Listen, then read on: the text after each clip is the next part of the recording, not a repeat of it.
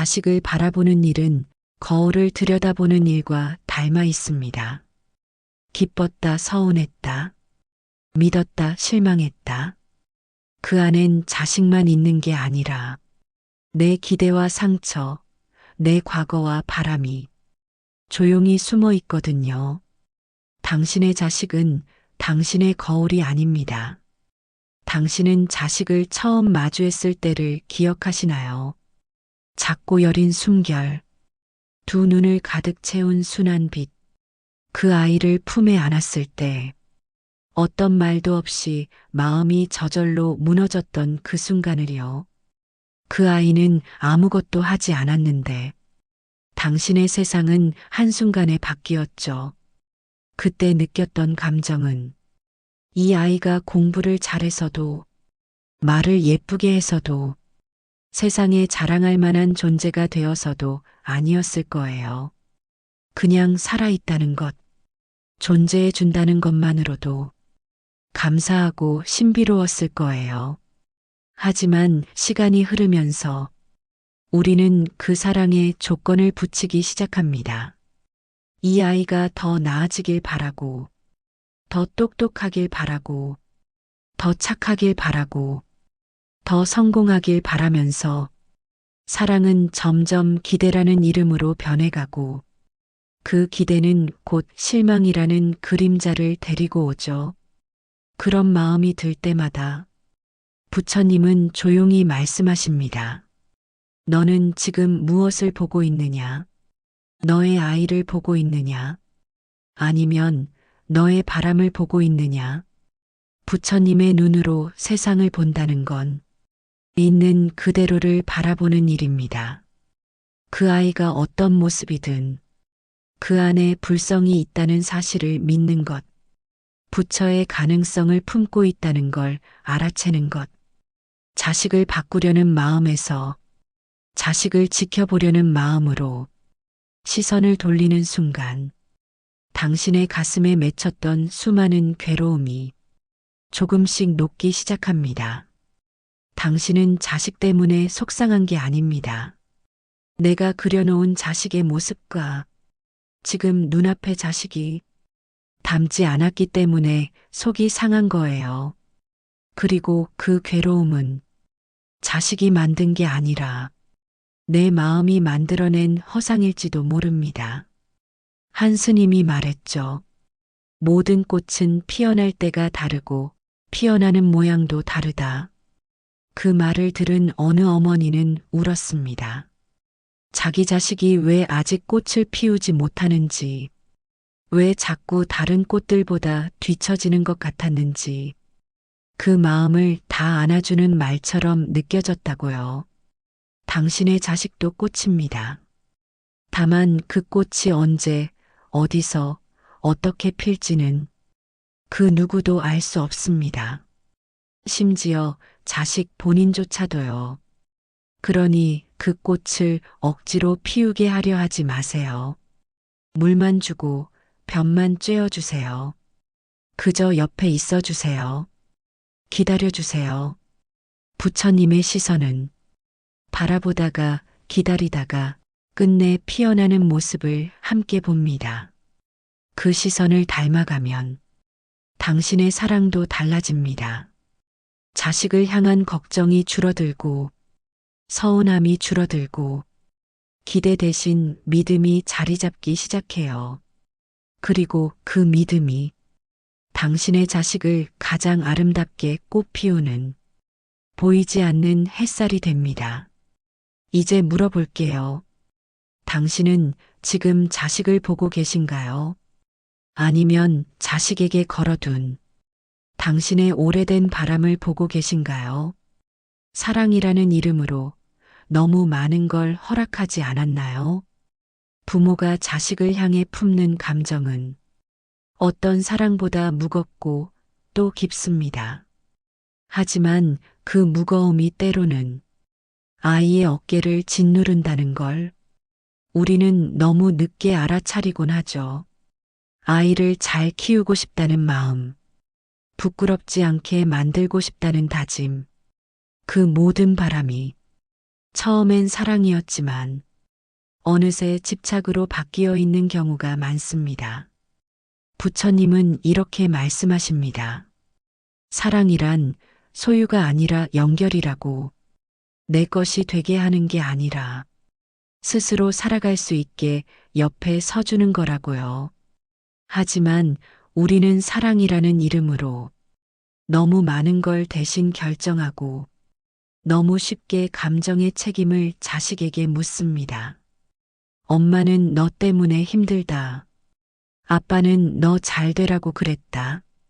이런 말 안에 담긴 진심을 아이는 모릅니다. 그저 내가 문제다는 죄책감만 자라죠. 아이에게 책임을 넘긴 사랑은 더 이상 사랑이 아닙니다. 그건 부담이고 짐이고 감정의 채권입니다. 자식은 세상을 처음 살아가는 존재고 우리는 그 여정을 먼저 지나온 존재입니다. 그러니 덜어줘야죠. 덜 요구하고 덜 지시하고 덜 간섭하면서 단단히 지켜주는 일, 비 오는 날 우산이 되어주되 햇살이 나면 우산을 접을 줄 아는 부모, 그런 사람이 되어야 자식도 비에 젖을 줄 알고 햇살 아래 걸을 줄 압니다. 부처님의 눈은 자식이 실수했을 때 꾸짖기보다 먼저 그 실수의 두려움을 봅니다. 왜 그 선택을 했는지 그 마음의 배경을 들여다보고 조용히 등 뒤에 서 계셨던 부처님의 모습처럼 당신도 자식의 뒷모습을 조금만 더 지켜봐 주세요. 지켜본다는 건 아무 말도 하지 않는다는 뜻이 아닙니다. 말을 줄이고 눈을 맞추고 아이의 속도를 따라가는 것을 의미해요. 어느 날 16살 딸을 둔 어머니가 찾아와 말했습니다. 얘가 요즘은 아무 말도 안 해요. 전엔 뭐든 말했는데 제가 뭘 잘못했는지도 모르겠고 너무 답답해요. 그 스님은 잠시 조용히 있다가 말했습니다. 그럼 말을 멈출 차례입니다. 당신이요. 이제는 듣는 연습을 할 때예요. 그 말에 어머니는 그 자리에서 울었습니다. 자식에게 듣기를 바라기만 했지 자신이 들을 준비가 되어 있었는지는 한 번도 생각해 본 적이 없었기 때문입니다. 당신도 혹시 자식이 마음을 닫았다고 느껴지나요? 그럼 한번 마음으로만 물어보세요. 내가 너무 많은 걸 말하지 않았나? 내가 너무 많은 걸 허락하지 않았나? 사랑이라는 이름으로 내 방식만 고집하지 않았나? 그 물음이 시작되면 사랑은 다시 움직이기 시작합니다. 자식과의 관계도 부드럽게 흐르기 시작합니다. 당신의 자식은 당신이 만든 조각상이 아닙니다. 하나의 생명이고 자기만의 길을 가진 인연입니다. 부처님은 그 인연을 억지로 이끌지 않으십니다. 다만 그 길 위에 등불이 되어 비추어 주십니다. 그 불빛이 되고 싶다면 당신은 자식의 그림자부터 인정해야 해요. 있는 그대로 다정하게. 기다림은 사랑의 가장 깊은 언어입니다. 우리는 자식에게 빨리라는 말을 참 많이 합니다. 빨리 먹어. 빨리 결정해. 빨리 철들어. 하지만 부처님은 단 한 번도 누구에게 빨리 깨달으라고 다그치신 적이 없습니다. 오히려 걸리는 시간마저 그 사람의 수행으로 받아들이셨습니다. 기다림이라는 것은 사랑 중에서도 가장 조용하고 가장 강한 형태입니다. 그 기다림은 요구하지 않습니다. 다그치지 않고 조건을 붙이지도 않죠. 그저 그 자리에 존재하는 것만으로도 상대에게 큰 울림을 줍니다. 한 제자가 부처님께 물었습니다. 왜 어떤 사람은 빨리 바뀌고 어떤 사람은 끝까지 변하지 않나요? 부처님은 대답하셨습니다. 그 사람에게는 아직 기다려줄 사람이 없었기 때문이다. 당신의 자식은 지금 기다림 속에서 자라고 있는지도 모릅니다. 보이지 않는 속도, 말로는 표현 못할 쏘가리 속에서 자기만의 삶을 조심스럽게 열어가고 있는지도 모릅니다. 그러니 조급해하지 마세요. 사랑이라는 이유로 변화를 재촉하지 마세요. 그 아이의 지금은 당신의 과거와는 다른 시간표 위에 존재합니다. 당신이 그토록 걱정했던 것들 중 진짜로 일어난 건 얼마나 있었나요? 그리고 그 일어남들조차 결국은 지나가고 말았죠. 자식이란 잘 자라는 게 중요한 게 아니라 제 속도로 자라는 게 더 중요합니다. 그 속도가 느리다고 해서 사랑이 실패한 건 아닙니다. 한 노스님은 말했습니다. 아이는 어른의 슬로 모션이다. 그 말 뜻을 어머니들은 처음엔 이해하지 못하다가 나중에 가슴으로 느낀다고 해요. 자식이 말 안 듣는다는 건 자기 목소리가 생기고 있다는 뜻이고, 고집을 부린다는 건 자기 색깔을 찾아가고 있다는 징조입니다. 그 변화들을 불편함으로 보지 말고 신호로 바라볼 수 있다면 당신은 이미 부처님의 시선을 배우고 있는 겁니다. 자식을 결과로 평가하는 세상에서 당신만큼은 그 아이의 과정을 봐주세요. 시험 성적보다 그 시험 앞에서 떨리는 마음을 이해해주고 말 한마디보다 그 말을 꺼내기까지 얼마나 망설였는지를 먼저 헤아려 주세요. 그게 부모가 줄 수 있는 가장 큰 자비입니다. 기다림에는 말이 없습니다. 하지만 그 침묵 안에는 가장 큰 확신이 있습니다. 나는 너를 믿는다는 당신의 자식은 그 확신 안에서 조금씩 자랍니다. 당신의 말이 아니라 당신의 믿음 안에서 자식은 부모의 거울이 아니라 하나의 인연입니다. 우리는 자식을 통해 자신의 과거를 덧칠하려 합니다. 내가 이루지 못한 꿈, 내가 겪었던 아픔, 내가 견뎌낸 것들을 이 아이는 겪지 않게 하고 싶다는 마음. 그 마음이 처음엔 사랑이었지만 점점 방향을 잃고 그 아이의 삶까지 조정하려는 욕망이 되곤 합니다. 부처님은 인연을 존중하셨습니다.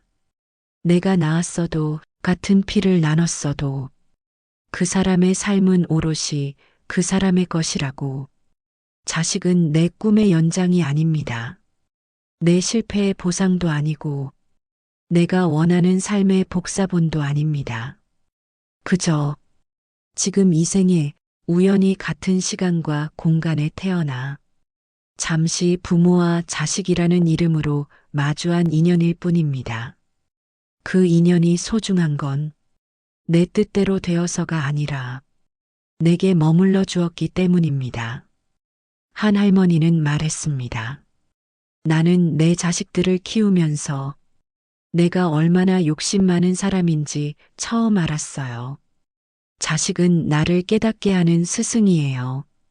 자식이 말을 듣지 않을 때, 내 감정이 흔들릴 때, 우리는 자꾸만 이 아이가 왜 이럴까 생각하지만 사실 그 순간 부처님은 이렇게 묻고 계십니다. 지금 너의 마음이 어디를 향하고 있는가? 자식을 바꾸려는가? 아니면 너 자신을 다시 들여다보려는가? 자식이 당신을 속상하게 할 때, 그건 이 아이가 잘못된 게 아니라 당신 마음 어딘가에 아직 치유되지 않은 조각이 있다는 뜻입니다. 그 조각은 자식이라는 존재가 비추는 거울에 비로소 드러납니다. 그러니 자식을 탓하기 전에 한번 내 안의 울림을 먼저 들어보세요. 그 울림이 괴로움이라면 그건 지금 사랑이 기대가 되었기 때문입니다. 사랑은 고요합니다. 흔들리지 않습니다. 부처님의 마음처럼 담담하게, 묵묵하게, 따뜻하게 바라봅니다. 자식은 내 인생의 정답지가 아닙니다. 그 아이도 답을 찾아가는 여행자일 뿐입니다. 여행자에게 가장 필요한 건 빠른 길이 아니라 안심하고 걸을 수 있는 동행입니다. 당신이 그 동행이 되어준다면 자식은 길을 잃더라도 두렵지 않을 것입니다. 당신이 등불을 들고 있다면 그 아이는 언젠가 반드시 자기만의 길을 찾게 될 것입니다. 내가 생각한 좋은 부모는 과연 누구를 위한 모습이었을까? 당신은 얼마나 자주 나는 좋은 부모일까를 고민하셨나요? 그리고 그 고민 끝에 자신을 자책하신 적도 많았을 겁니다. 하지만 한 번만 물어봐 주세요. 그 좋은 부모라는 기준은 누가 만든 걸까요? 진짜 자식을 위한 것이었을까요? 아니면 세상의 눈을 의식한 내 마음의 허상은 아니었을까요?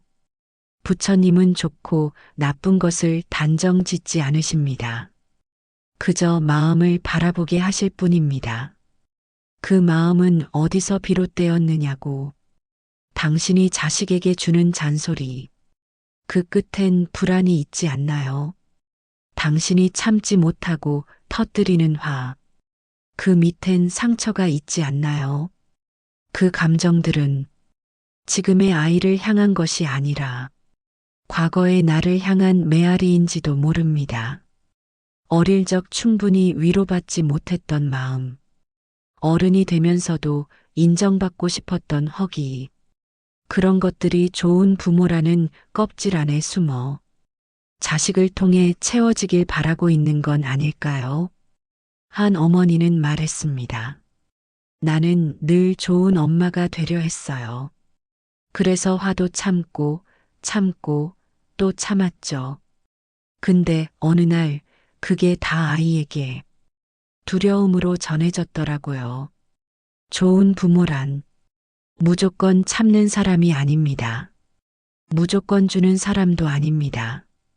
자기 마음을 먼저 들여다보고 그 마음의 소리를 솔직하게 나눌 수 있는 사람입니다. 엄마도 때로는 무서워.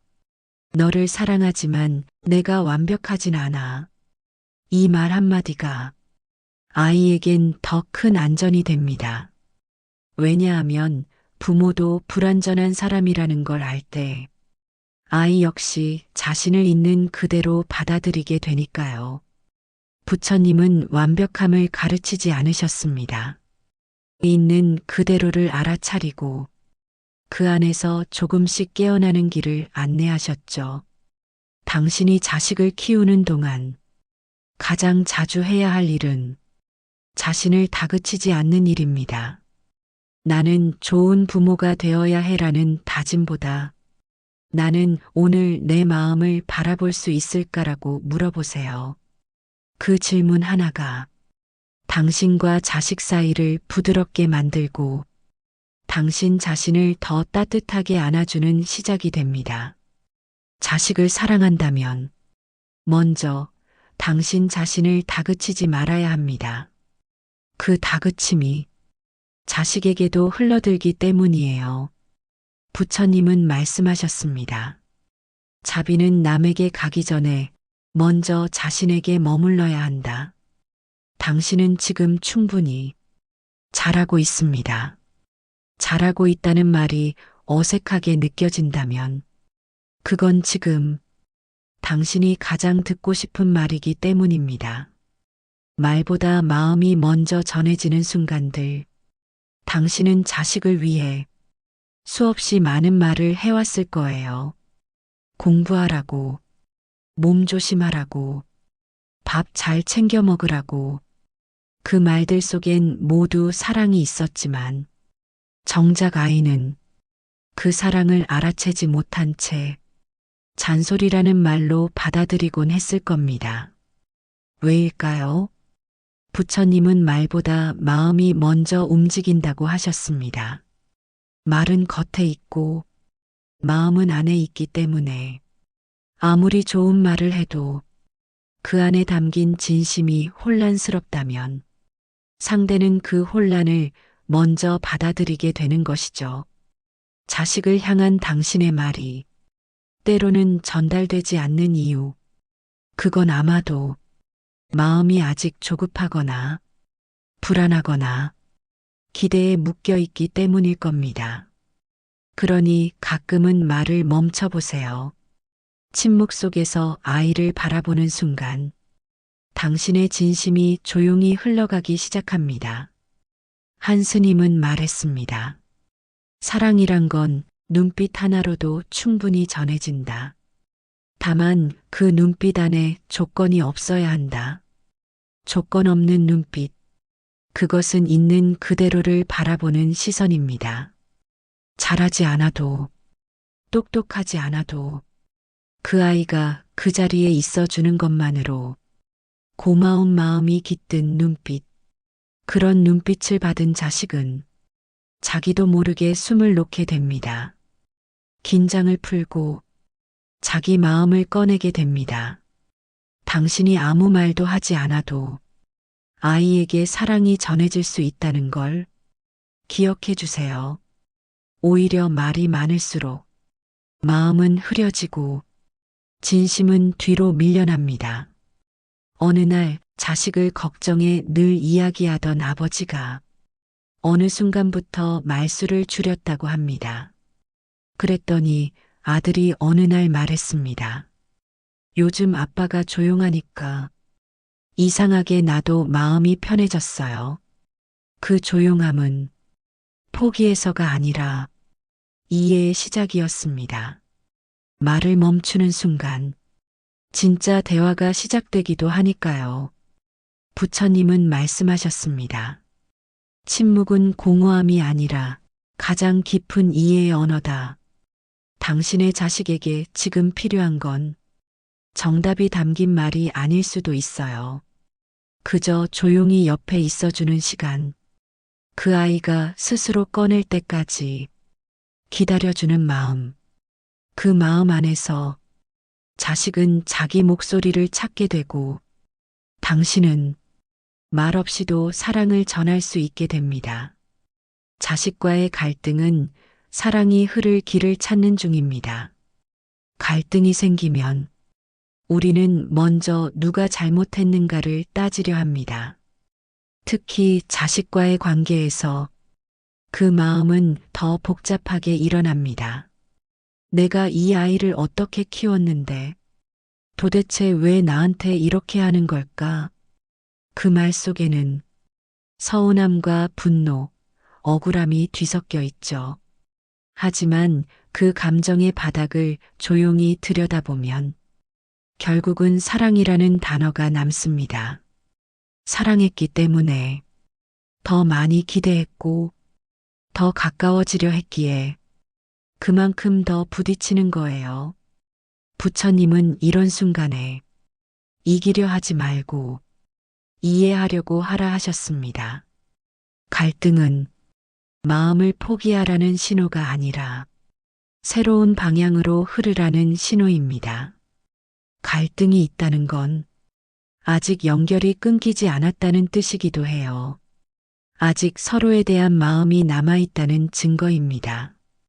자식이 부모에게 반항하고 화를 내고 문을 닫는 것도 사실은 이해받고 싶은 마음이 다른 방식으로 표현된 것일 수 있어요. 말로는 나가라고 했지만 마음속으로는 날 좀 봐줘였을 수도 있습니다. 그 외침을 바로 듣기란 참 어려운 일이지만 부처님은 우리에게 그 어려움을 감당할 힘이 있다고 하십니다. 왜냐하면 우리는 사랑하는 마음을 품고 있기 때문입니다. 한 아이가 있었습니다. 늘 엄마와 싸우고 문을 쾅 닫고 들어가 버리곤 했죠. 엄마는 자책했어요. 내가 뭘 잘못했길래 얘가 이러나. 하지만 어느 날 그 아이가 조용히 메모 하나를 남겼습니다. 엄마, 내가 엄마한테 소리 지르는 건 사실 엄마가 날 가장 잘 들어줄 거라 믿어서야. 그 메모를 읽고 엄마는 한참을 울었습니다. 부처님은 말없이 등을 두드려 주십니다.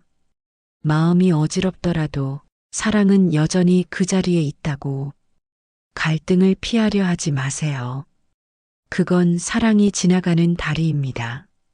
때로는 무너지듯 보이고, 때로는 길이 막힌 듯 해도 그 다리를 건너면서 당신은 자식을 더 깊이 알게 되고, 자식은 당신의 다정함을 늦게나마 느끼게 될 것입니다. 갈등은 사랑의 반대말이 아닙니다. 무관심이 사랑의 반대말입니다. 지금 당신이 겪는 흔들림은 사랑이 여전히 살아있다는 증거예요. 그러니 멈추지 마세요. 다투더라도 끝엔 다시 바라봐 주세요. 부처님의 마음은 언제나 돌아올 수 있는 자리를 비워두는 마음입니다. 그 빈자리에서 자식과 당신이 다시 마주 앉을 수 있기를. 부모의 진짜 역할은 가르침이 아니라 기억을 남기는 일입니다. 우리는 자식에게 무언가를 끊임없이 가르치려 합니다. 예의를 가르치고, 책임을 가르치고, 세상을 살아가는 법을 가르치려 애씁니다. 그럴수록 아이는 말을 듣기보다 멀어지려 하죠. 부처님은 말씀하셨습니다. 진짜 가르침은 입으로 전해지는 것이 아니라 살아가는 모습으로 전해진다고. 당신이 자식에게 남기는 건 결국 당신의 말이 아니라 당신의 하루하루 그 살아온 방식입니다. 아이가 기억하는 건 공부해라는 말보다 당신이 비 오는 날 우산을 들고 마중 나와준 그 순간이고, 예의 바르게 행동해라는 훈계보다 당신이 식당 종업원에게 따뜻하게 인사하던 그 장면입니다. 가르치려는 말보다 살아가는 몸짓이 훨씬 더 깊은 울림으로 아이에게 남아요. 어느 날 성인이 된 딸이 어머니에게 말했습니다. 엄마는 늘 조용했지만 사람들을 대하는 눈빛이 참 따뜻했어. 그게 내가 사람을 믿게 된 이유야. 그 말에 어머니는 눈시울이 붉어졌습니다. 한 번도 말한 적 없던 것을 딸이 기억하고 있었기 때문입니다. 자식은 우리가 생각하는 것보다 훨씬 많은 것을 보고 훨씬 오래 기억합니다. 그래서 부모의 하루는 곧 자식의 평생이 됩니다. 부처님은 당신의 삶으로 보여주셨습니다. 말씀보다 먼저 걸음을 옮기셨고, 자리를 깔아주셨고, 남들이 외면한 존재에게 먼저 다가가셨습니다. 당신도 자식에게 그런 장면을 남길 수 있습니다. 지치고 속상한 날, 한숨 쉬며도 묵묵히 밥상을 차리는 모습. 화가 났지만 끝내 아이의 이름을 다정하게 부르는 음성. 삶이 버거워도 누군가를 향해 고개 숙이며 인사하는 순간. 그 모든 것들이 아이의 가슴 어딘가에 조용히 쌓이고 있습니다. 그 기억들이 언젠가 아이의 삶이 흔들릴 때 다시 걸어 나올 수 있는 힘이 됩니다. 자식은 완벽한 부모를 기억하지 않습니다. 다만 따뜻했던 장면을 기억합니다. 그 장면이 많을수록 그 아이는 더 단단해지고 더 따뜻한 사람으로 자라납니다. 그러니 가르치려 애쓰기보다 당신의 삶을 사랑으로 살아내세요. 그 사랑이 아이의 마음속에 가장 오래 머무를 유산이 됩니다. 부모가 된다는 건 끝없는 놓아줌의 연습입니다. 처음 아이를 품에 안았을 때 그 손을 절대 놓고 싶지 않았죠. 작은 손가락 하나까지 전부 내 마음처럼 느껴졌던 그 순간. 하지만 아이는 자랍니다. 혼자 걷기 시작하고, 혼자 생각하기 시작하고, 결국은 혼자 살아가게 됩니다. 그걸 알면서도 우리는 자꾸만 붙잡으려 하죠. 부처님은 놓아줌을 잡이라고 하셨습니다. 붙잡는 사랑이 아니라 떠날 수 있게 해주는 사랑, 자기 길을 갈 수 있게 등 떠밀어주는 사랑이 진짜 잡이라고. 부모가 된다는 건 점점 더 많은 것을 놓는 과정입니다. 처음엔 잠시 떨어지는 것도 불안했지만 이제는 삶의 가장자리까지 서서히 물러나 줘야 할 때가 옵니다. 자식을 향한 사랑이 깊을수록 그 놓아줌은 더 어렵습니다. 하지만 아이의 삶은 당신이 써주는 이야기가 아니라 그 아이가 직접 써 내려가야 할 이야기입니다. 한 어머니는 말했습니다. 내가 자식의 인생을 정리해 줄 수 없다는 걸 알게 된 날부터 비로소 진짜 어른이 되었어요. 붙잡고 있을 땐 내가 부모라는 걸 실감하지만 놓아줄 땐 그 아이도 하나의 사람이라는 걸 인정하게 됩니다. 그리고 그 인정이 사랑의 완성입니다. 부처님은 말씀하셨습니다. 그가 떠나는 걸 두려워 말고 그가 혼자 설 수 있음을 축복하라. 당신이 모든 것을 해줄 수 있었던 시절은 이제 조금씩 끝나가고 있습니다. 이제는 옆에서 묵묵히 지켜보는 일이 가장 어려우면서 가장 귀한 사랑이 됩니다. 그 아이가 넘어질까봐 두려운 마음도, 그 아이가 아프진 않을까 염려하는 마음도 다 사랑이지만 가끔은 그 두려움을 꾹 삼키고 그저 조용히 등을 토닥이는 일, 그게 지금의 부모에게 필요한 자세일지 모릅니다. 놓아준다는 건 버리는 게 아닙니다. 믿는다는 뜻이고 기다린다는 말이며 이제는 그 아이가 자기 삶을 스스로 걸어갈 수 있다고 응원하는 것입니다. 당신이 그렇게 믿어주면 그 믿음 안에서 자식은 언젠가 돌아와 말할 거예요. 당신이 놓아주었기에 나는 나의 길을 찾을 수 있었어요 라고. 놓아주는 순간 당신의 사랑은 비로소 가장 깊은 자리에 도달합니다. 사랑의 끝은 고요한 기도입니다. 부모는 평생 무언가를 해주고 싶어 합니다. 먹이고 재우고 감싸주고 걱정하고 그렇게 사랑은 점점 행동으로 자리를 넓혀가지만 삶의 어느 시점에 이르면 아무것도 해줄 수 없는 날이 찾아옵니다. 몸이 멀어지거나 마음이 엇갈리거나 혹은 그냥 시간이라는 강을 사이에 두고 서로 다른 강둑에 앉게 되기도 하죠.